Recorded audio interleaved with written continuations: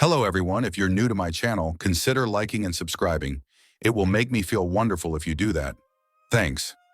By the way, I also have another Naruto and Luffy fanfiction channel. If you are interested, link is in the description.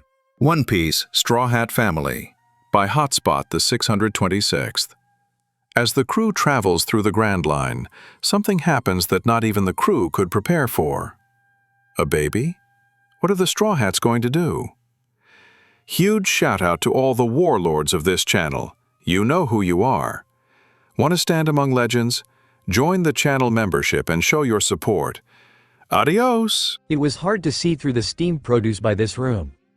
It seemed as thick as pea soup, and the reality of it was that it was supposed to be like that. The Dream Blissfully Spa was a unique spa even within the aptly named Spa Island.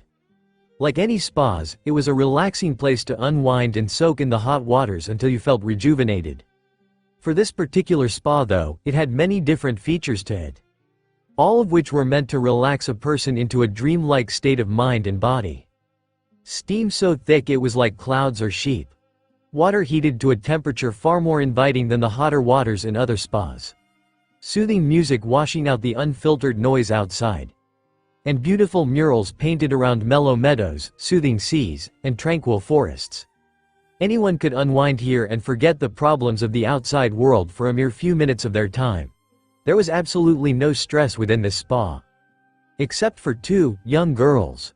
With a sudden slam of the door, breaking the tranquility of this spa, Mika and Rina came running it without concern for the atmosphere of the room. Carefully, the girls made their way across the room, avoiding the half-naked people walking around and the pools of water sectioned into different areas of the room. After a few moments of hurried walking, it's dangerous to run around a spa or pool. They soon reached the other side of room and exited. Of course, these exits were actually the changing rooms and they hadn't checked which one they went in. Therefore, a lot of grown men and some boys were either shocked, surprised, or even embarrassed as the girls ran past them. Thankfully, a rather thick steam was also within the men's changing room and thusly covered their private parts for the girls. Once they were out, shutting the door quickly behind them, the two girls stopped and rested a little in the towel room.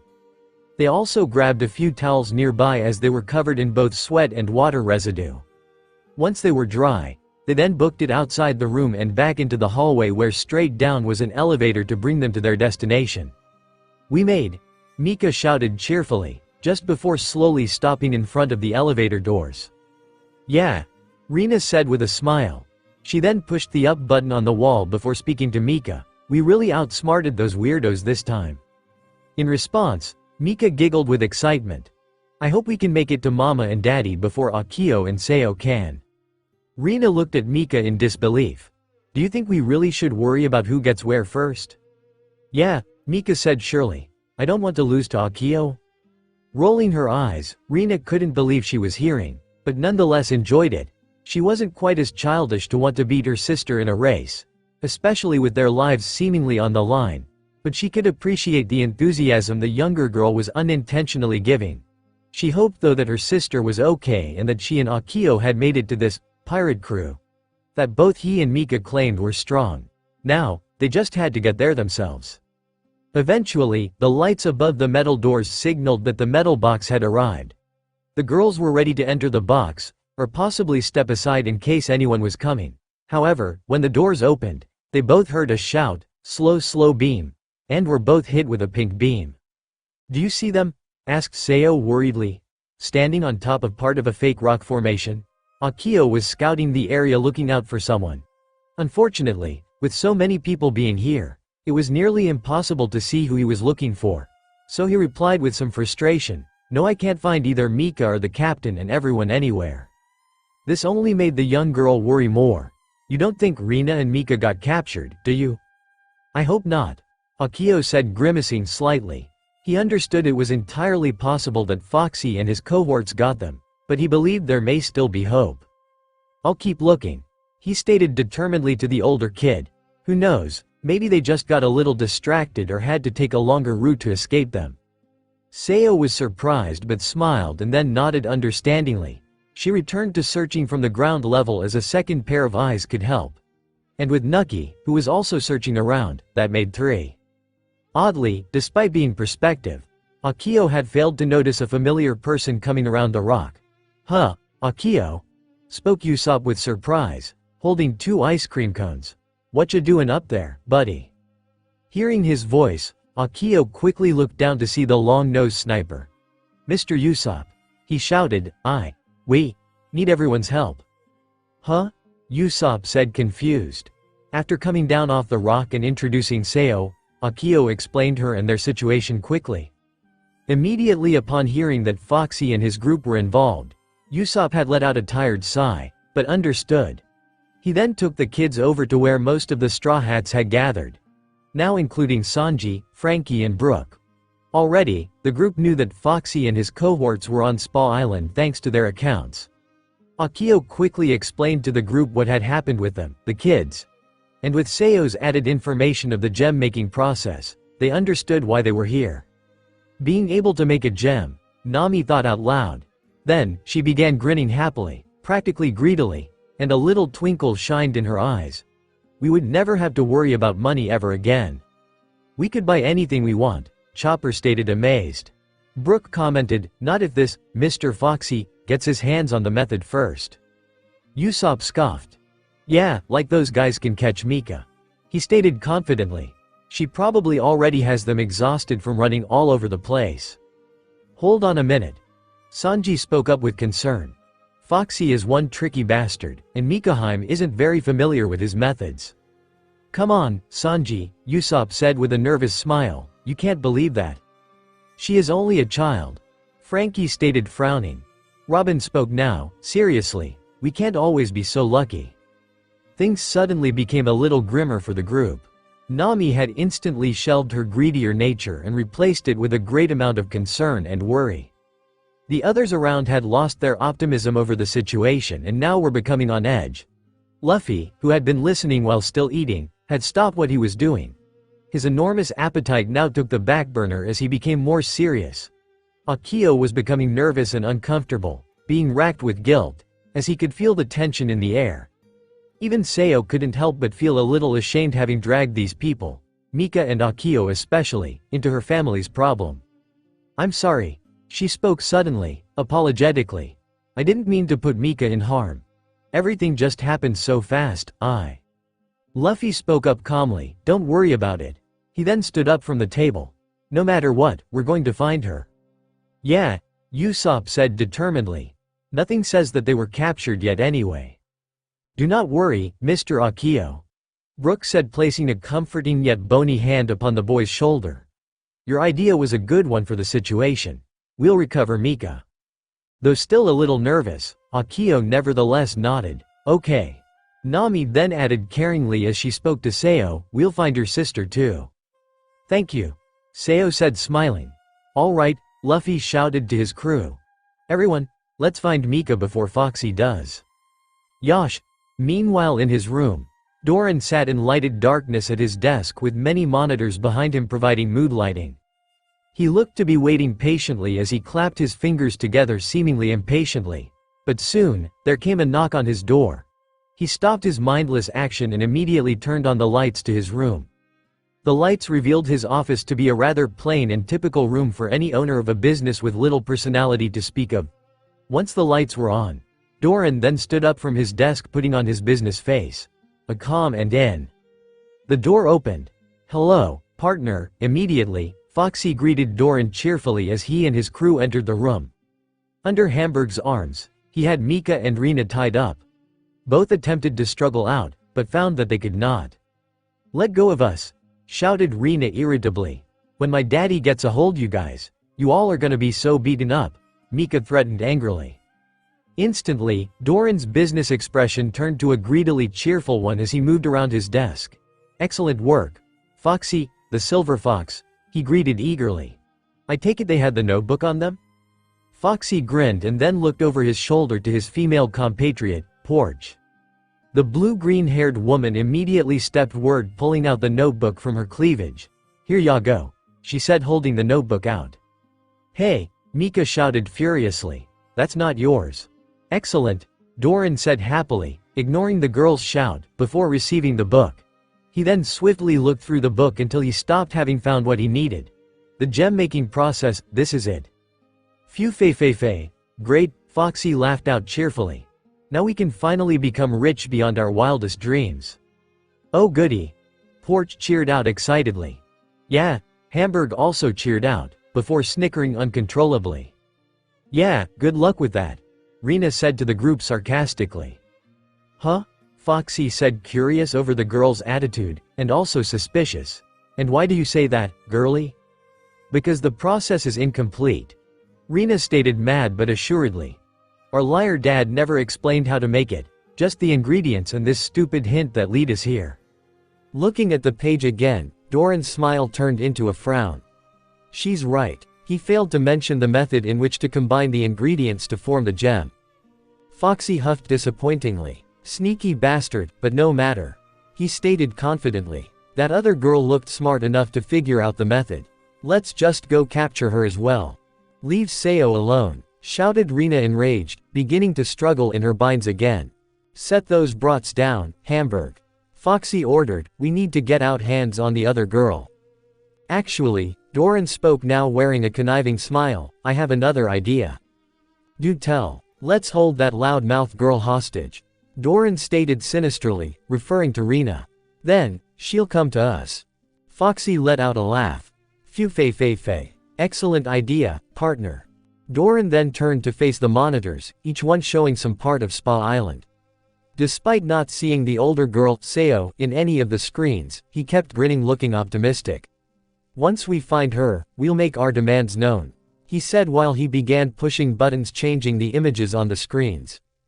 While they waited, Porch was becoming excitedly impatient. I can't believe we're so close to getting rich, boss, she said before taking out a bookmark with a clover in it. This 5-leaf clover really is lucky. Immediately, Rena gasped quietly.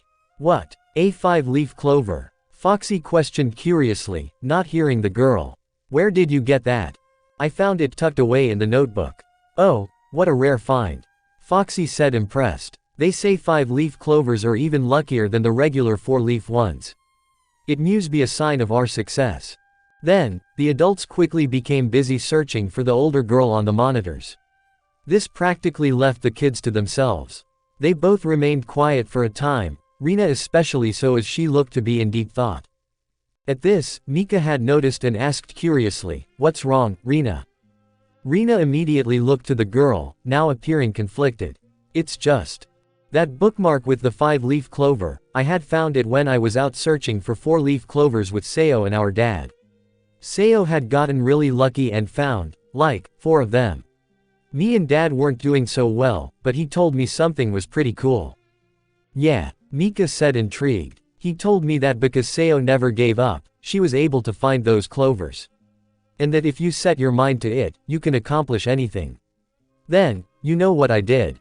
What? That I could find a 5-leaf clover. Rena said, beginning to smile as she recalled this fond memory of her with her father. How she eventually found and how happy her father was for her in finding the impossible. This memory, which she had forgotten once, began making her tear up as feelings of joy and guilt began plaguing her mind. And I did. Mika giggled quietly. My daddy always tells me you have to stubborn to reach your dream. Now, it was Rena's turn to laugh. I think getting a gem is more like a goal than a dream. Oh yeah, Mika said in realization. Still, she grinned, looking determined. Well, I still wanna see it anyways, and show it to everyone. Rena smiled. And if we're gonna see it, we definitely got to make sure that they don't get Sayo. Yeah, Mika said, determined but quiet. But how are we gonna warn her? Rena asked rhetorically, seeing how they were stuck in their current predicament. Mika tried racking her brain in hope that some idea will form. When none came immediately, she sat herself up and began looking around the room. Thankfully, the adults were all focused on looking for Sayo on the monitors. As Mika spied at the desk, she caught sight of the transponder snail on it. Instantly, an idea arose. I got an idea. Rena didn't know what Mika's plan was, but she nodded anyway. Anything would be better than letting those creeps get to her sister. Mika, na Mika, Lil, sis, Mika Heim, Rena. Nucky, hey Zoro, shouted Usopp. Where the hell are you? Nearly everywhere, one and all of the Straw Hats and Sayo and Nucky were shouting out the name of their cherished ones. With the exception of Zoro, they were just trying to find him because it would be a hassle otherwise. It didn't matter where they called, the lazy river, the pool, the water slides, and anywhere in between, they searched for the little girls. It was bothering quite a few people, rather selfish and closed-minded people at that, but none of them cared. Finding Mika and making sure she was okay was far more important than the opinions of strangers. Unfortunately, none of them were having any luck, any of them. And it was starting to become all the clearer that something may be wrong, but they continued the search nonetheless. Eventually, they all gathered back together again, all disappointed from not being able to find the kids. They clearly are not on this deck, Robin stated with affirmation. Then we look inside, Nami said determinedly. Everyone instantly agreed. As they were about to head inside, with the hope of having better luck, the entire transponder snail speaker system suddenly let out sort of pitch noise like when a microphone was too close to another electronic that both baffled and annoyed everyone that heard it. What the, stated Usopp confused, representing the same interest as his group. Hey! Suddenly, Doran's voice could be heard throughout the facility, though his voice seemed a little distanced from the receiver and sounded shocked. Seemingly without knowledge that the whole island was hearing him, the man continued on to speak. What do you think you're doing, you brat? Mika's voice came out next, sounding very close to the receiver compared to Doran's and much more in distress. Hell. She was then silenced, an audible smack could be heard through the speaker system. M.I., another voice came out, another girl sounding in distress, but the message was cut off as the speaker system went offline. To the patrons, they were confused by what had just happened. Though most did not know who was speaking through the speakers, for both Doran and Mika, they were frankly concerned by what they heard. Even without knowing who it was, it sounded like there was something serious going on within Spa Island. And that it may have to do with the staff of it as well. But before anyone could even begin to make sense of what they heard, a sudden, near-instant, killing intent washed over. Whatever they had been feeling previously was now replaced with a sense of terror. Like instinct, they all seemed to know where it was coming from as well. Every single person looked towards the middle of the deck, where the Straw Hats stood absolutely still.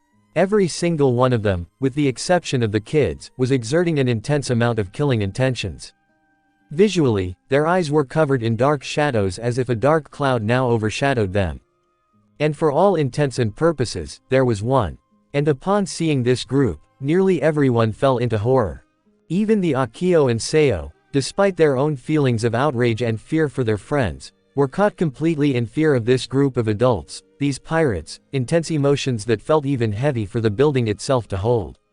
Even worse, it even felt like another strong killing intent was exuding from beneath them as well. Almost equal in size to the group's own killing intent. And in that instant, everyone instinctively knew what was coming next. A rampage. Meanwhile inside the office building of Spa Island, Doran stood over the kids looking menacing and threatening.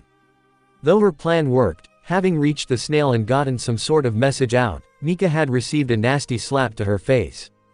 To the point that her cheek was red and slightly swollen.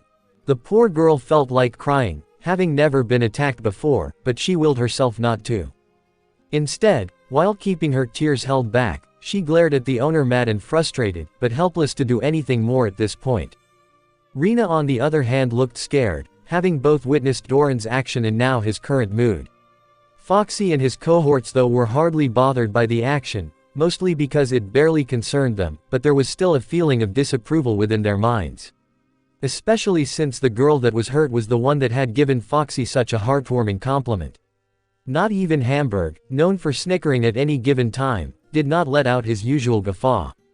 Hey, man, Foxy spoke slightly frowning, take it easy. She's only a child.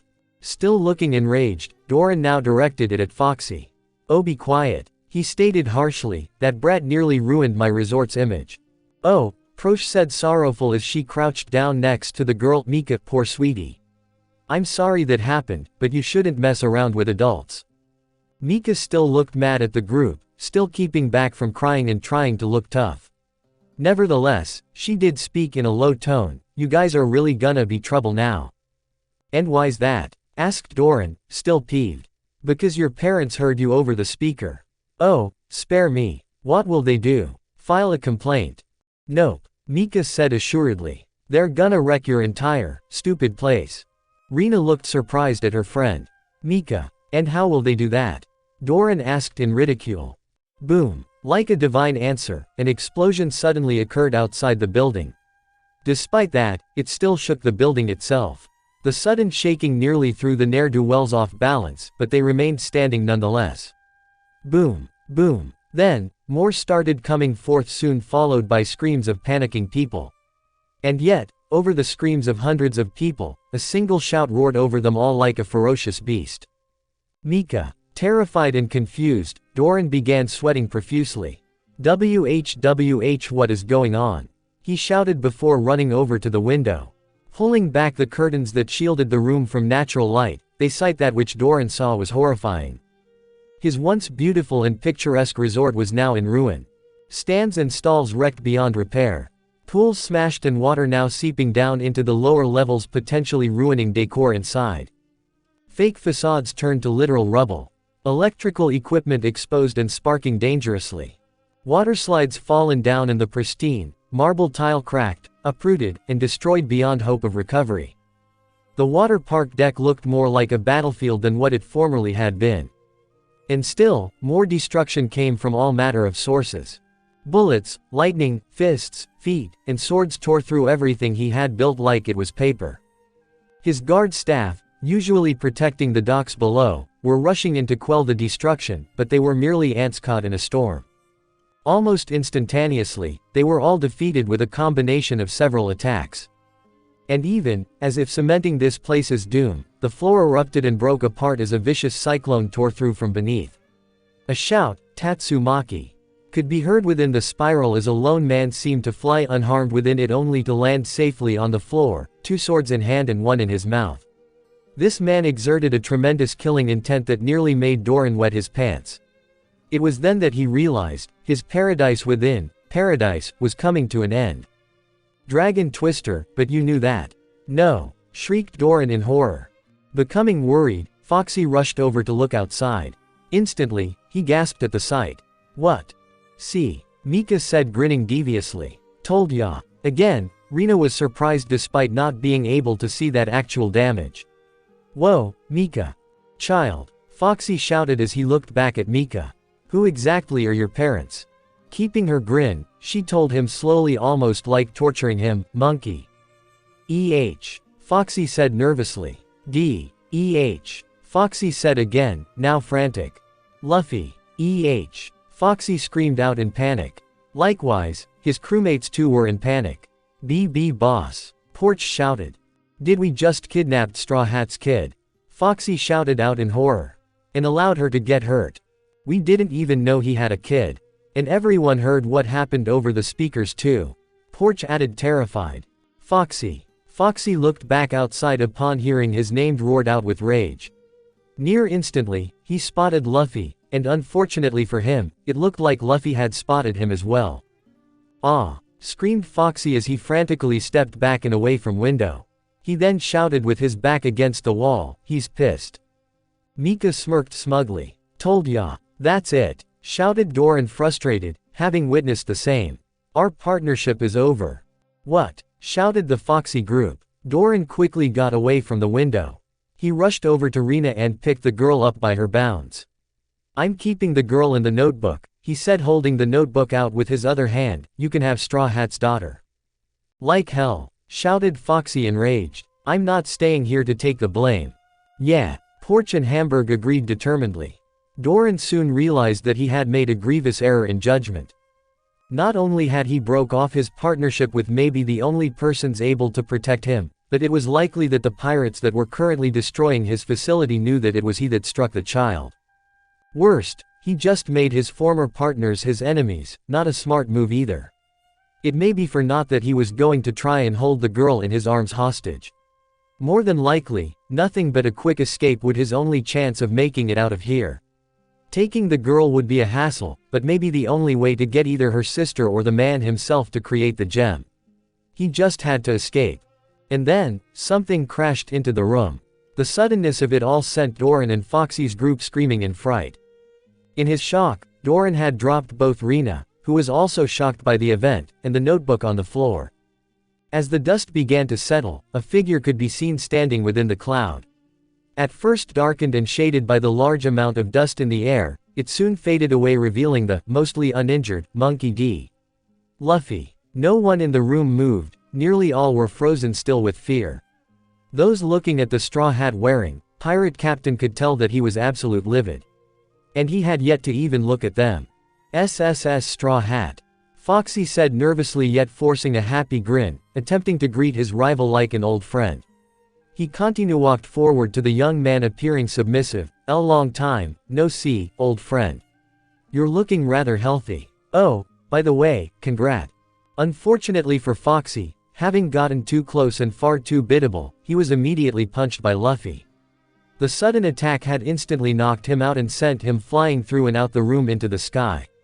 Soon, he disappeared into the endless blue sky with only a twinkle of light left behind, signaling his departure. "Boss!" shouted Porch and Hamburg in shock. Immediately, the two Foxy pirates took off to rescue their captain. Thus, leaving Doran on his own. Having witnessed the sheer power of this pirate, Doran was nearly in panic. He thought about running away, but instead, he tried to play the innocent. Oh, thank. It worked about half less than Foxy's own attempt to save himself and crew. Before Doran could even explain himself, which would have been fake anyway, Luffy had sent his fist flying, stretching actually, and punched the man. Luffy may be foolish at times, but even he could make a connection instantly upon hearing the man's voice. Like Foxy, he too was sent through his room, the door specifically, and flew off his facility. It was likely that he landed into the ocean, very much unconscious and bleeding, his fate left to the mercy of the Grand Line. Wow, Rena said, both in shock and awe. Now, with his perceived enemies, really just jerks, gone, Luffy began to calm down. All right, he said before he began looking around the room. Mika. Ow. Luffy heard the small noise and his eyes widened. He looked around the desk quickly and found Mika, under a few, fairly sized, pieces of debris on top of her. Mika. He shouted afraid before rushing over to her side. After knocking off the chunks of broken wall, Luffy stared down at his daughter for a moment. She was definitely injured, a fairly sized bruise on her shoulder from where some of the debris landed. Her arms seemed slightly red, probably from moving around in the rope.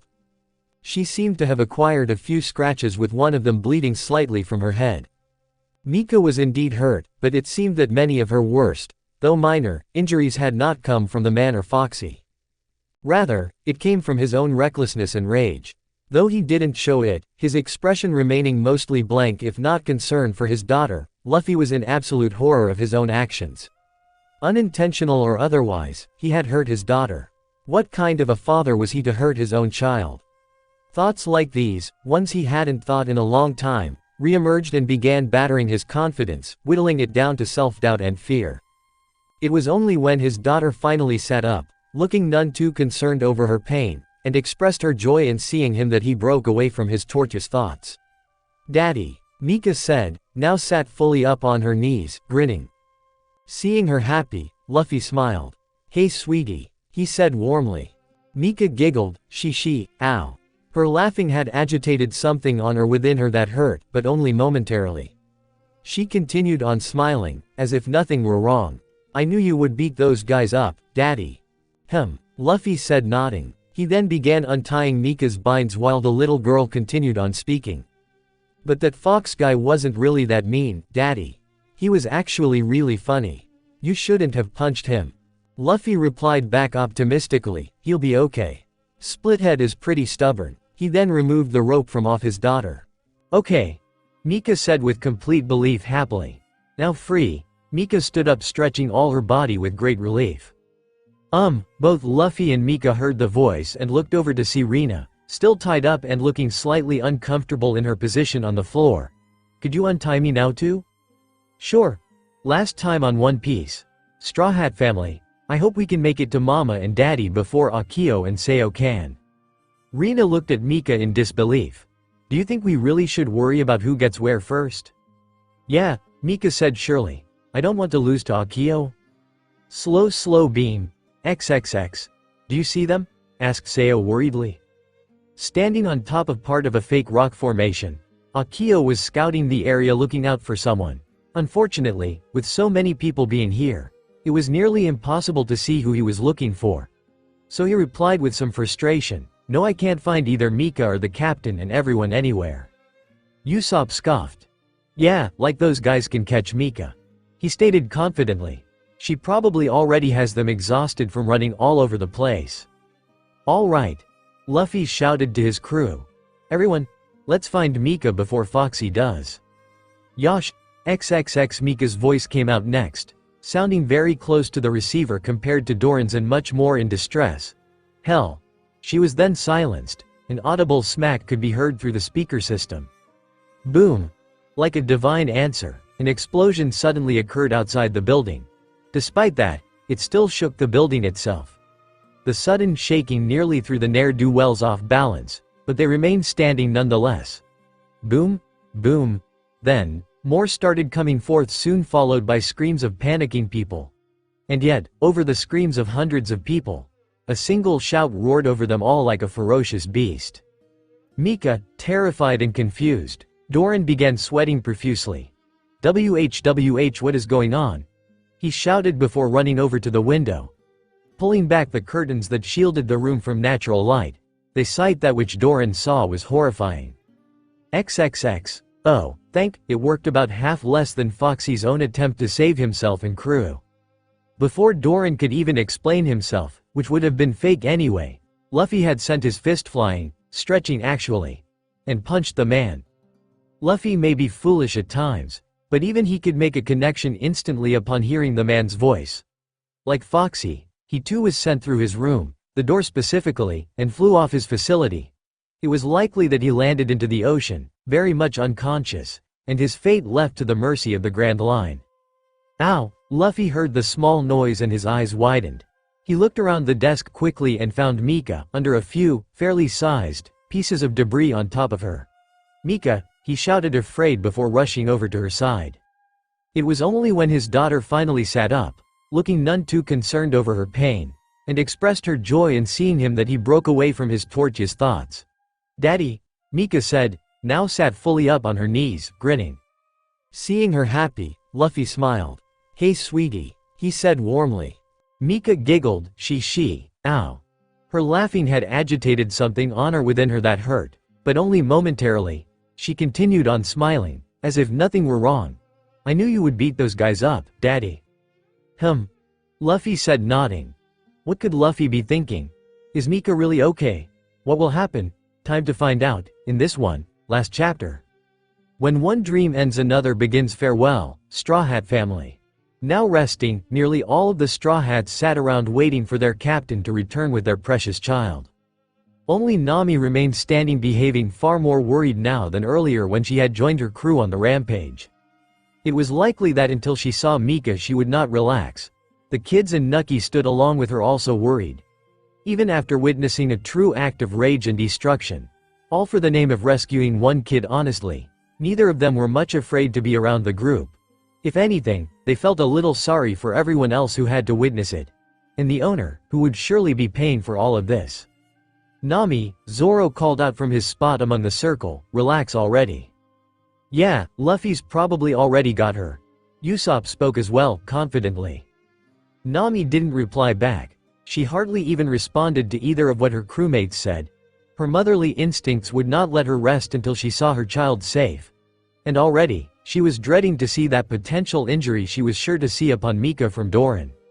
Hey, everyone looked towards the main building, now partially destroyed, as they heard the familiar shout of their captain. They watched as Luffy stepped outside with Rina walking along with him and Mika on his back. Instantly upon seeing Mika's missing tooth smile and waving towards them, the Straw Hats felt a wave of relief overcome them. Especially Nami, who felt reassurance upon seeing her family. And upon seeing her sister, Sayo was overwhelmed with joy that his sister was okay. "Rina!" Sayo shouted with tears of joy before rushing to her. Seeing her sister, Rina overcome with joy and relief. "Sayo," she said before running as well. She and her sister soon met in the middle and hugged each other tightly. "I'm so glad you're safe," Seo told her sister, relieved. Rina nodded. "You too." Leaping onto the girls, Nucky let out a cheery bark, showing his own joy for the girls. Upon realizing it was him, the girls quickly wrapped the sea raccoon into their hug, celebrating their reunion. While that family shared a moment, Luffy continued walking past them, though smiling for them. He only had to take a few more steps before Nami came up to him. "Luffy," she said worriedly, but not towards the man himself. Instantly, Mika greeted her mother with a cheerful grin. "Hi mama." Though she was about to greet her little girl, Nami stopped as she became aware of her daughter's physical condition. She could see the scrapes and bruises that covered the young girl's body. Looking even closer, she saw a red residue on her daughter's face, from blood no doubt, as well as her slightly swollen cheek. It was more than what she was expecting. As Luffy approached her, they both stared at each other. Nami's showed her concern and yet also curiosity pertaining to her daughter's condition. It was like she was asking him, silently. And Luffy, who knew exactly that, his stare showed something she hadn't expected: shame and disappointment. She couldn't tell why he was like this, but, for the moment, she would not ask until later. As the crew joined them, meeting Luffy as he reached Nami, they too noticed the girl's condition. Shock was practically on all their faces, though the likes of Zoro remained calm despite frowning. Their expressions, however, quickly evaporated as Mika soon addressed to them. "I'm back," the little girl said happily, showing no signs of ill contempt or pain towards them. Akio answered before anyone, "Welcome back," sounding seemingly annoyed but happy as shown by his smile. With the young cabin boy breaking the ice, the rest of the crew relaxed and began happily greeting the girl. Seeing that she was still smiling, they figured that she was okay. But the nature of her injuries would be one to discuss about later. "Chopper," Luffy spoke, "give Mika a checkup. Make sure she's okay." "Daddy," whined the young girl, annoyed, "I'm fine." Chopper nodded to his captain determinedly. "You got it, Luffy." He then immediately transformed into his heavy point form, which made Mika far more conforming due to how cool it was for her to see her uncle transform. Gently, he then took Mika from off Luffy's back. "I want to ride on top," Mika stated before crawling out of Chopper's large forearms. While a rough climb, she eventually seated herself around Chopper's now human-like head. Content and happy. "Let's go." Of course, Chopper was okay with this. Observationally, she looked to have suffered nothing major like a broken bone. So, as he began to move with the Sunny in mind, he made sure to warn the girl. "Make sure you warn me if you are about to hit your head." "Okay." Usopp soon spoke. "I guess with Mika back, we should be leaving too," he said, looking around at their ruined spa resort.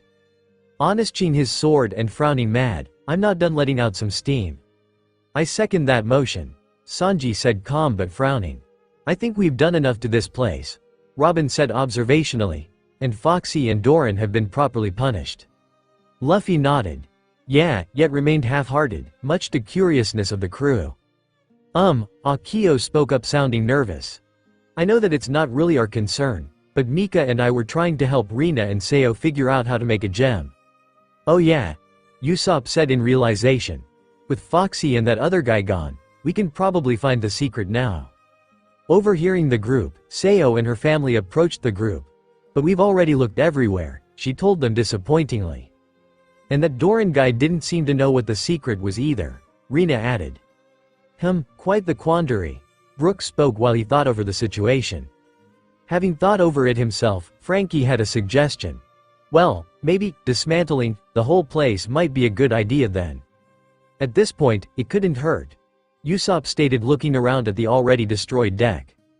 "All right, guys," Luffy said, smiling, seemingly returning to his more energetic state. He then cracked his knuckles determinedly as he gave out the order, "Let's finish the job." After the more fragile members of the crew and the kids returned to the Sunny and sailed it out of port, the rest of the Straw Hats got to work destroying the facility. With everyone gone, it was a cinch to freely destroy everything. Though, Luffy seemed to be doing some extra hard destroying. In time, the whole fake island fell into the sea, and immediately something else took its place. From beneath the waters, where an X-shaped fissure was located, it created a steaming effect and then revealed upon everyone a beautiful circular rainbow with the colors flowing in reverse order. Because Spa Island had been built on top of this fissure, it blocked this glorious sight as well as siphoned the heat for the pools. And upon seeing this odd formation, Seo finally understood what the last instruction was to make a gem. "Let's make the gem," Rina told her sister determinedly. Seo looked down surprised at her sister. It was only an hour or so ago when the young girl had been bad-mouthing their father. Now, she seemed like her old self, cheerful and optimistic. Whatever had happened to her sister, she was glad that she could finally understand what they were doing. "All right," Seo told her sister equally as determined. The Straw Hats were happy enough to give the family a ride back to their home island. It would not take them much time as the girls lived on one of the nearby islands near Spa Island. The voyage was unusually silent, at least, on the adults' part. The kids of course were still playing happily and ignorant of what had befell on the adults' minds.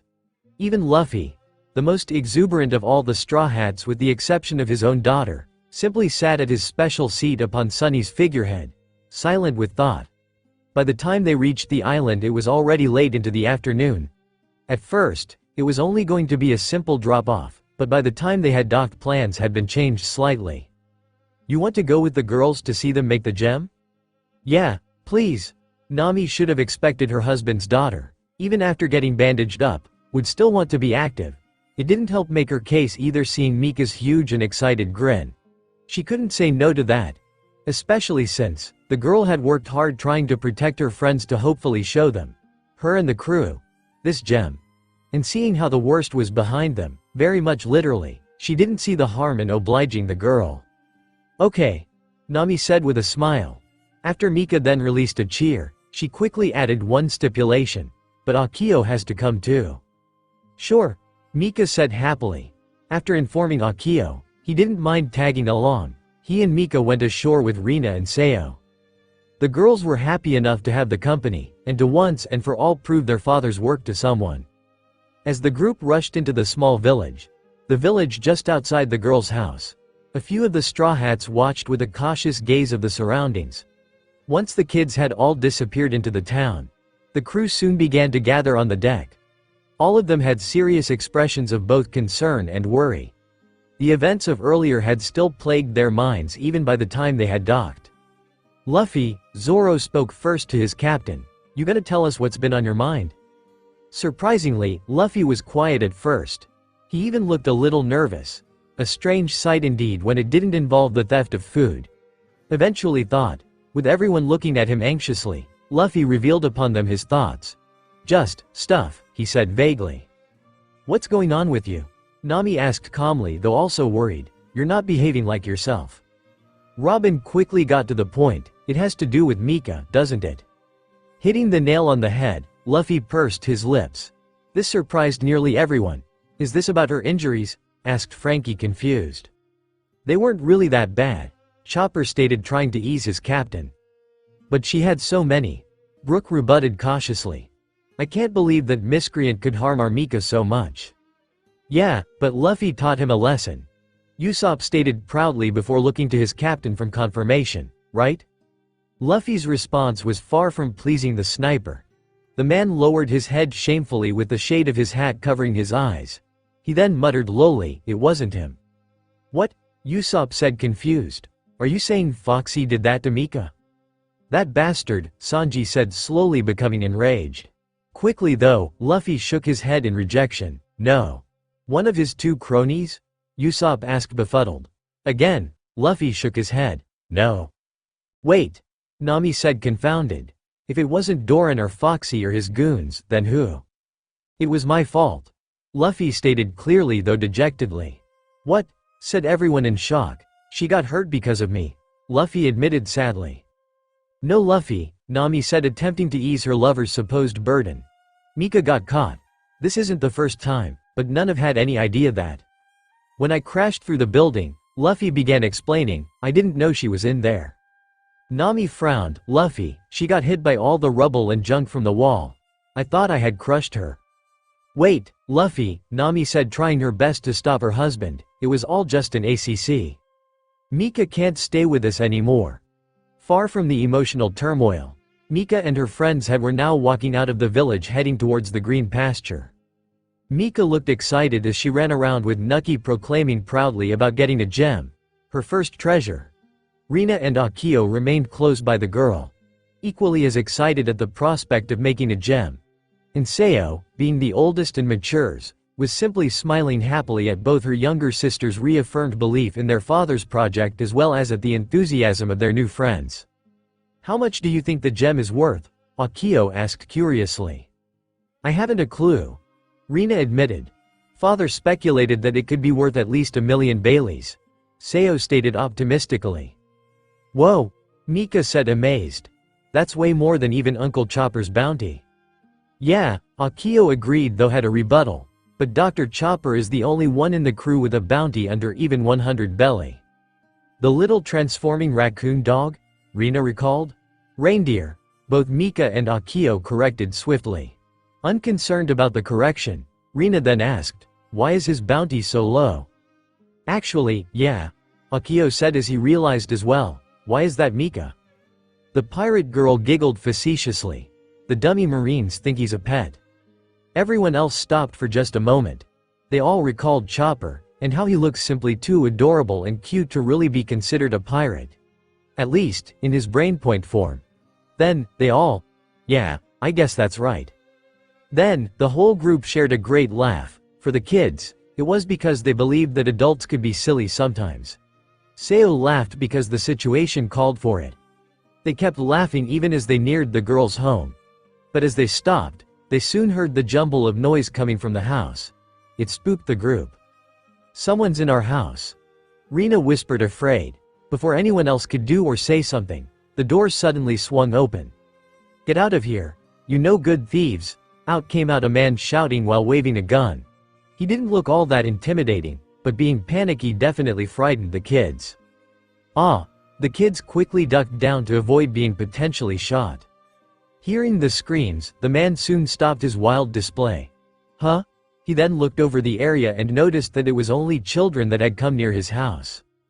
"Oops," the man said embarrassed before lowering the gun. "Sorry, kids. I thought you were some bad people." Rina and Sayo soon looked up. They both gasped as they quickly recognized the man. "Father, Daddy." Surprised, the man looked again at the children. He gasped as well before shouting, "Rina! Sayo!" Immediately, the man dropped the gun and ran over to his children. Both girls stood up and also rushed over to their father to meet him halfway. Their father instantly wrapped his two precious daughters in a hug as he both laughed and cried out in joy that his daughters were okay. Rina and Sayo were the same, happy to see their father was all right as well. Even Nucky joined the group. He jumped right into them, and being so small enough, fitted right in with them. Of course, the human family was happy to have their sea raccoon pet join them. As the family exchanged joyously their now unclaimed worries and fears for relief, Mika and Akio watched unhappily. It only lasted a while though before Mika decided to ruin the mood. "Can we see the gem now?" Meanwhile, back at the Thousand Sunny, things had turned rather badly. Monkey D. Luffy, a man worth 300 million Baileys, was sprawled out on the grass deck with a black eye and hat knocked off. He looked unnerved by his situation.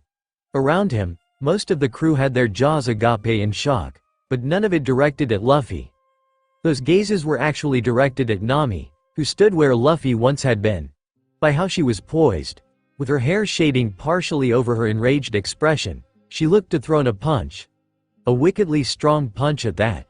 She was also breathing out heavily, indicating even more so to the amount of strength that she may have put into her punch. "Nami," Sanji said aghast. Then, Nami shouted angrily, "You want to say that again, you bastard." "Nami," Robin shouted appalled. Luffy soon sat up. Still, he looked unfazed by what his wife said. He stretched out and took his hat off the ground and placed back on his head. Then, he responded calmly, "I said Mika can't stay with us anymore." Enraged again, Nami was about to jump the man and sock him again. Before she could move to do so, Zoro suddenly stepped in front of her, effectively stopping her. "Zoro," she shouted irate. "What are you doing, Zoro?" Usopp said fearful. Instead of replying to the sniper, Zoro continued look down at Nami. He then asked her sternly, "What do you think you're doing?" Being asked like that only helped to fuel the woman's anger. "What the hell do you think you're doing?" "Stopping you from taking things too far," the green-haired man stated. "What?" Robin soon joined alongside with Zoro, expressing both sadness and disapproval. "Nami, please calm down."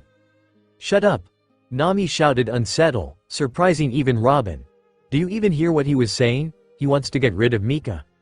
"No, he said that she should no longer stay with us," Robin asserted calmly. "That's not the same and you know it." Nami clenched her teeth with frustration. She felt like her own crew was turning against her and her daughter. "Fine," she shouted, sounding betrayed. "If Mika's been such a bother to you all, then you can leave her and me on." Slap. Nami was suddenly silenced as she felt the sting of Robin's hand. Like before, everyone looked at the scene with shock. This being the first time Robin had ever reacted as such to anyone, even more so Nami. Even the young navigator, despite the pain, was in shock that her older sister figure had just hit her. As tears swelled in her eyes, from many emotions conflicting with each other, Nami looked back at the woman with confusion, currently most prominent feeling within her mind, and placed her own hand on her tender cheek. "Robin, don't say that," Robin said venomously. Her own emotions had been risen to a point that she had not experienced since back at Eni's lobby, when she declared her intent on living again with her crew. This was not the same as then. Anger and disappointment at the young woman before her and relied her up. Her hand had then moved on its own like if her own devil fruit power had a mind of its own. And though it surprised her, she didn't regret doing so. Now though, Robin's own tears began to swell in her eyes, surprising everyone including Nami. As she spoke again though, she smiled, placing away her ill feelings towards her crewmate. "Do you think Mika has ever been a bother to us? To me? I love Mika. So very much. We all do. None of us would ever want for her to leave." Nami could not speak. With her other hand, as the first was still preoccupied with her reddened cheek, Nami used it to cover her mouth. Regret and shame starting to accumulate within her mind and forcing her tears to fall down as she listened to Robin. "But you're not behaving like a parent," Robin continued. "You're behaving like a child whose toy is being taken away. I can't say I understand completely our captain's reasons." As she said this, she looked over to Luffy, who still remained sitting at his spot. She then continued on, now looking at Nami and the crew. "But we all know he doesn't make such rash decisions if he didn't feel confident enough with them. And I'm sure he has his reasons." Everyone began to notice that Robin was beginning to sound sad as she continued speaking. As to why, she soon gave clear reason when saying, "I too can think of some reasons. As I'm sure you all can as well." Uncomfortably, Chopper was the first to speak. "Mika's been kidnapped 3 times now." Usopp went next, looking dejected. "She's gotten pretty badly hurt recently." "I accidentally injured her," Luffy stated miserably. Frowning madly, Frankie followed the tangent. Sis came super close to being taken away by the Marines too. And much of it happened on our watch as well, Brooke stated dismally. "She can't really take care of herself without one of us being around," Sanji added, crestfallen. "She can't defend herself either," Zoro stated comfortless. "She lacks foresight," Robin stated cautious and unhappy. To everyone's surprise, Nami had spoken up a little. They all looked towards her, wondering what she was going to say. The orange-haired woman looked like she was trying to force herself to say something. And eventually she did. "She's reckless, stubborn, full of herself, ignorant, far too trusting, scheming, rude, curious as a cat, and. Suddenly, Nami had a realization. Taking into account all she said, a simple truth had hit her like a ton of bricks. And like those bricks, the truth had been heavy on her, making her collapse to the deck, much to the surprise of everyone. Then, while staring at Luffy and vice versa, she stated what she had come to realize. She's just like her parents. To say that no one else had come to this realization was untrue. Always, everyone knew Mika got much of her personality from her parents. Luffy more so than Nami. It was such a well-known fact that they had often overlooked the more troublemaking qualities. But in understanding that again, really understanding it, they all realized that Mika was not only in danger with them, but from herself as well. Things clear. "Mika can't stay with us anymore," Nami said, dispirited. And no one said another word after. Sitting in the home of Rina and Seo, Mika and Akio watched in amazement as the family worked hard to combine the ingredients that would make the gem. Such weird ones like 30-year-old cicada shells. Together, they mixed them all together in a unique fashion. Inspired by the uniqueness of the round and reverse rainbow back at the former site of Spa Island, they were able to integrate each ingredient carefully into the same way as said rainbow. Once the last one was stirred in, an amazing reaction occurred. The liquid rainbow concoction began glowing brightly, and nearly blinded everyone in the room. As the light dimmed after a few seconds, everyone looked into the beaker curiously. What they saw inside amazed them. It was a beautiful gem about the size of a large jawbreaker. It worked, the girl's father said, nearly speechless. My formula worked. Daddy, shouted Rina, overjoyed before hugging her father. You did it, you're not a quack at all. Nearly in tears from joy, Seo wiped them away with a smile. Not only had they been able to verify their father's work, but did so together as a family. Congratulations, she said to her father happily. Hearing her, the girl's father laughed and then enwrapped Seo into their hug. They all began laughing and jumping with joy, sharing the moment together. Eventually, though, they remembered they had guests, but they were polite enough not to rush things. Or at least, Akio had been. Oh, pretty, Mika said, captivated with the gem. She had sneaked her way to the table while everyone else had been distracted. Again, the girl's father laughed, though more softly and amused. Even I couldn't have guessed at how aesthetically pleasing the gem would be either. The man then reached over and picked the gem up from the beaker. Immediately, he happily held it out to the young girl, offering it to her. Here you go, Mika. As promised, one gem for helping my daughters. Despite knowing already, Mika couldn't help but gasp. Thanks, she said excitedly before snatching it out of the man's hand. She then held it up high, celebrating her victory. I got my first treasure. We got our first treasure, Akio stated correctively. He had been a part of the help too. In response, Mika brought the gem down and clutched it tightly to her chest. She then gave Akio an unimpressed look before stating clearly, mine, soon followed by her childishly sticking her tongue out at the boy. Hey, Akio responded back, mad. Said Seo nervously, attempting to bring peace to the two kids. We can always make another. You gotta at least make it a shared treasure, Akio stated single-mindedly. Seo's suggestion had gone completely unheard. Only if you pay a renter's fee, Mika stated matter-of-factly, 2 Baileys a day. I'll be broke in a week, you brat, shouted Akio outrageously. Mika thought it over for a moment. Then, she conceded. Okay, she said, 1 belly an hour. That's even worse. The family watched the children's banter, half worried and half amused. Honestly, they felt like making another gem would probably solve their problem, but they expected that maybe the 2 pirate kids were simply just adhering to their original agreement. Only 1 gem. In the end, they could at least figure out one thing with this conversation. It was technically both their treasure, with Mika maintaining control over all assets, and that Akio was getting screwed over no matter what. None of them understood though how such a young girl had such a shrewd business sense. Let's go show everyone, Mika proclaimed suddenly with a grin. To this, Akio was immediately silenced from retorting his argument, which he says he's totally winning by the way. He was left completely discombobulated, thus, leaving his argument invalid to the girl.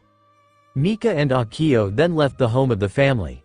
Even though they had said their parting words already, the 2 girls and Nucky were still seeing the kids off.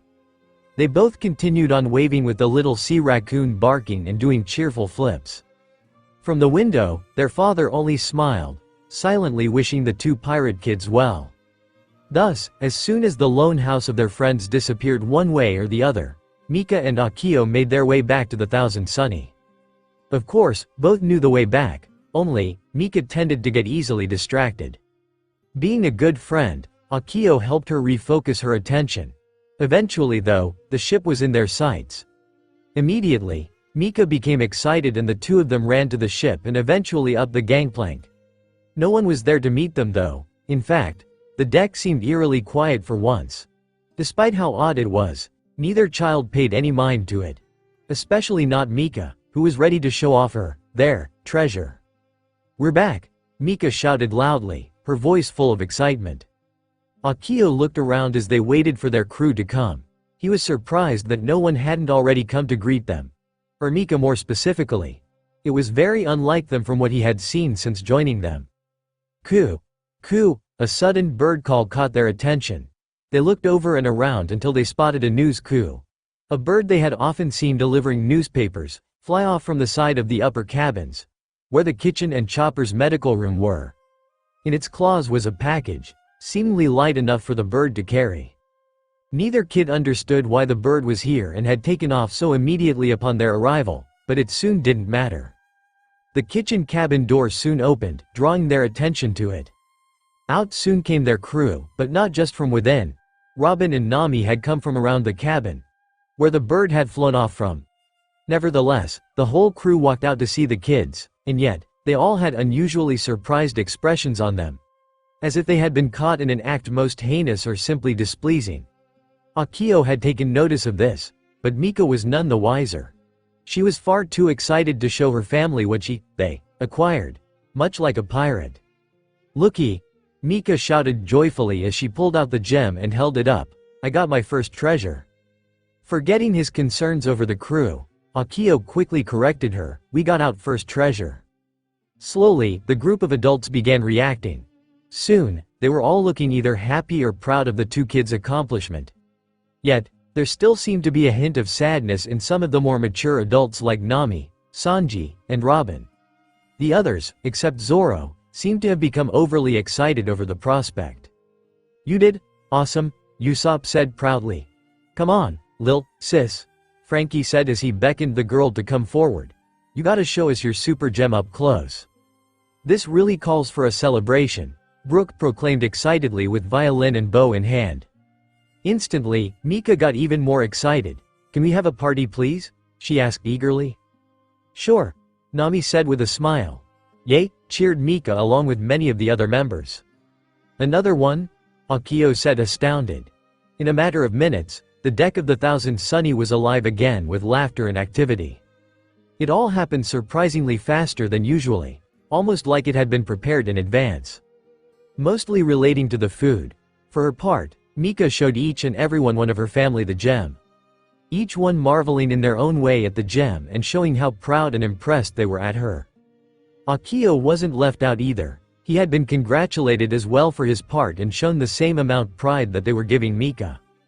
Then soon, the games started. Once the gem was shown, and then safely placed away, Mika began playing with her father and uncles. Akio of course joined in as well. Zoro had been forced to join in too, despite it being something he was annoyed and irritated with. Mika had so much fun with her family. They played all manner of games, and her family showed her tricks and feats that she had never seen before. It was all amazing for her, and her mother and aunt joined in to show off, much to the joy of the others. It was probably the most fun that Mika and/or Akio have had. However, as the party lasted longer, an edginess began to creep its way into each adult. It was noticeable in some. Usopp chuckling had some nervousness to it. Chopper seemed almost awkward at times, and even the ever-cool Sanji seemed to slip up once in a while. For others, they tended to be quiet, almost unusually so. Despite the alcohol, Zoro seemed far more stoic than usual. Robin had an air of aloofness to her that Mika had often taken advantage of to scare her every now and then.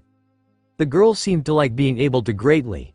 Everyone else behaved as normally as possible, only breaking in small and quick instances that the kids never saw. Only time seemed to wear out this cheerfulness though, and the issue on their minds would soon need to be addressed. "Hey, Mika, yeah daddy?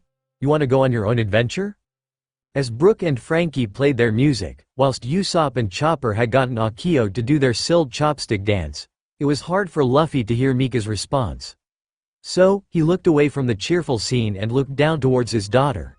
He could see his little girl's eyes as wide as an owl's own eyes with a unique sparkle to them that indicated her sheer amazement for the suggestion. Her mouth was agape just slightly, too speechless to respond immediately.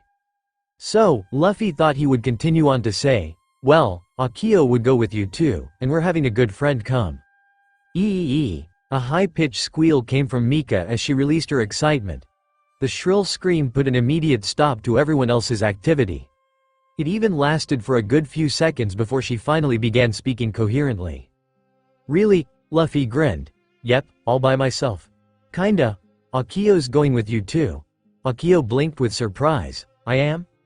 The rest of the Straw Hats immediately replied, yes. And you're going to travel with a friend of ours, Vivi. Mika immediately gasped. Vivi? Like, the princess you helped out in your stories, Princess Vivi? Yeah, that's so cool, Mika cheered out overly excited. Are we going to the Sandy Kingdom? Not exactly. Nami answered this time as she walked up next to Luffy. We actually are sending you to the East Blue, where me, Daddy, and your uncles come from. Whoa, Mika gasped with amazement. I can see all your hometowns and stuff. Yeah, Luffy answered cheerfully. Mika's happy and excited emotions bubbled within her body like soda. She couldn't help but giggle excitedly over the prospect of seeing places and people she had only heard stories about. To see the kingdom her family saved from a crocodile. To see the floating restaurant. To see her aunt in Cocoa Village. And see the village with windmills where her father and uncles grew up. It was all just so exhilarating for her. The East Blue, Akio said, pondering. He had heard the stories too, but mostly paid attention to how peaceful it was to live in. It sounded to him like a nice vacation. Hearing this, and seeing Mika so excited, it made the whole crew smile untroubled. For they knew that the kids had not picked up on their true intentions. To send the kids somewhere safe. The prospect of an adventure had been a lie of sorts, but there was a truth to it that was very much real. As long as their precious Mika believed that, it didn't matter in the end. However, Mika's cheerful attitude was suddenly replaced with a realization. She then looked to her father, then everyone else. She asked out, but why isn't everyone coming too? Instantly, Luffy and Nami frowned. Had it been too good to be true? Well, Nami started saying, sounding cautious and unsure. We still have our own adventure to finish. Luffy stated, quickly putting on a confident smile. He then squatted down to Mika's eye level and continued on to say, if we stop our journey now, then people will think we're a bunch of wussies. But you would beat those guys up, Mika stated surely. Sanji released a curt chuckle. Of course, but then everyone would think we were liars too. Usopp added, as head liar of the crew. We can't beat up rumors.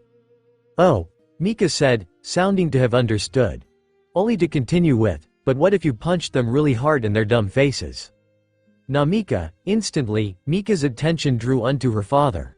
Her father's staid attitude had surprised her along with the use of her full name. Something he would rarely use. As such, she was even more attentive to his words. Luffy didn't remain so serious for long. He soon lightened his serious expression with a soft smile. He then told her, we can't just give up our adventure either, ya know. One Piece is still waiting, and I'm going to be king of the pirates. Mika began brimming with pride as she heard her father say that. So she grinned and nodded happily. I get it. Grinning now himself, Luffy then patted his daughter's head. That's my little girl. He stopped soon after. Smiling fondly, Nami stepped over to her daughter just as Luffy finished. She then immediately hugged her daughter, showing her love for her as well as hiding the sadness. Still, she spoke to her warmly. We always love you. You know that, right? Mama, Mika said, sounding embarrassed, even blushing a little. Mika, I know. Mika said immediately with a smile. I love you, Daddy, and everyone too. What the girl had said had instantly hit everyone at their hearts. Most couldn't help but smile proudly of the girl. Some like Robin even shed a small tear. Except Frankie who, after being heavily influenced by the emotions of others, began to burst into manly tears all while trying to reject the idea that he was crying. Zoro didn't shed a single tear, but he nonetheless smiled. Sanji was much the same. Only one left was Akio, who was completely unmoved by the scene. In fact, he was a little embarrassed just to be watching this emotional moment. He was just a boy after all. Still, in this moment, they were a family, one last time. Mika spoke softly, but I'll be able to see everyone again soon, right? Yeah. Hopefully, because afterwards, everything changes.